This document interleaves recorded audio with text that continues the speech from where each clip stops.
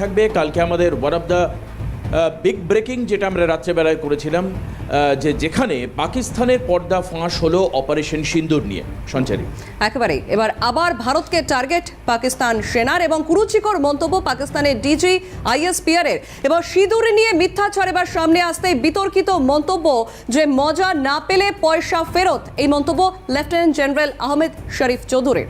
একেবারে এই বক্তব্য সঞ্চারী আহমেদ শরীফ চৌধুরীর এই বক্তব্য খুব স্বাভাবিকভাবেই বক্তব্যে খুব পরিষ্কার হচ্ছে যে একটি সেনাবাহিনীর কোনো একটি দেশের আর্মড ফোর্সের যে ইন্টিগ্রিটি থাকা দরকার, যে সভরেনিটি থাকা দরকার, যে জাতীয়তাবোধ থাকা দরকার, অর্থাৎ সেই নেশন সম্পর্কে তাদের যে ভাইব থাকা দরকার, সেটা কিন্তু আমরা এই যে ডিজি ISPR আহমেদ শরীফ চৌধুরীর বক্তব্যে দেখতে পাচ্ছি না। সেনাবাহিনী তার দেশের মানুষকে এন্টারটেন করবার চেষ্টা করবে এবং এন্টারটেন না হলে পয়সা ফেরত, তুমি বুঝতেই পারছো কি বক্তব্য উঠে আসছে সামনে। এই যে মেজর লেফটেন্যান্ট জেনারেল আহমেদ শরীফ চৌধুরী কি বলেছেন একবার আপনাদেরকে আগে শোনাই। तो ले आओ जो तुमने करना है, एक बार मजा ना करा दिया ना तो पैसे वापस। तो ये 2026 कैसा होगा, it will depend on how we stand, how we react, because जो दूसरी तरफ है उसकी विल तो क्लियर है।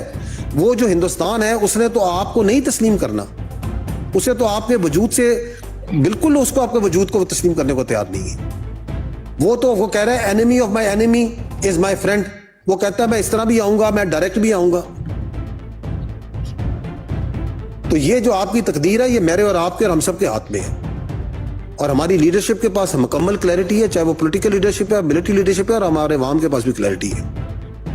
और मैं हमेशा कहता हूं और हम कहते हैं कि ये पाकिस्तान जो से एक अल्लाह का तोहफा है, इस पर अल्लाह की बड़ी बरकत है। तो ले आओ जो तुमने करना है, दाएं से आना है, बाएं से आना है, ऊपर से आना है, नीचे से आना है, इकट्ठे आना है, किसी के साथ आना है। एक बार मजा ना करा दिया ना तो पैसे वापस। तो ले आओ जो तुमने करना है।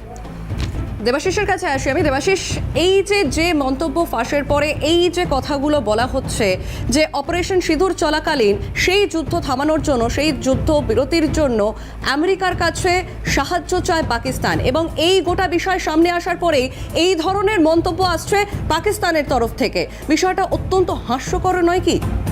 সঞ্চারী দেখো, কালকে যেটা আমরা বিগ ব্রেক করেছিলাম সেটা হচ্ছে ফারা, অর্থাৎ আমি পরিষ্কার করে বলে দিই, ফরেন এজেন্টস রেজিস্ট্রেশন অ্যাক্ট।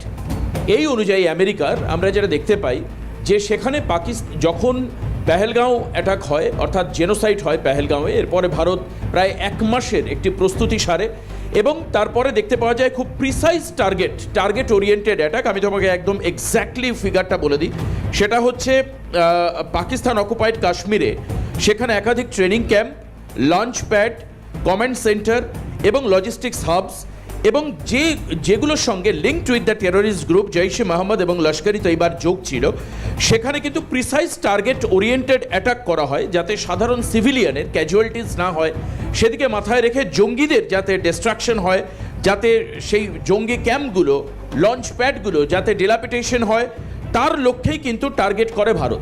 এবং এই যে প্রিসাইজ টার্গেটে দেখা যায় যে একাধিক বিমান ঘাঁটি, একাধিক জঙ্গি ঘাঁটি, সেগুলো কোথাওটা ভালপুর, কোথাও মুজাফরাবাদ, কোথাও কোটলি, কোথাও মুরিদকে, এই যে সমস্ত জায়গা, এই জায়গাগুলোতে কিন্তু অ্যাটাক করে ভারত।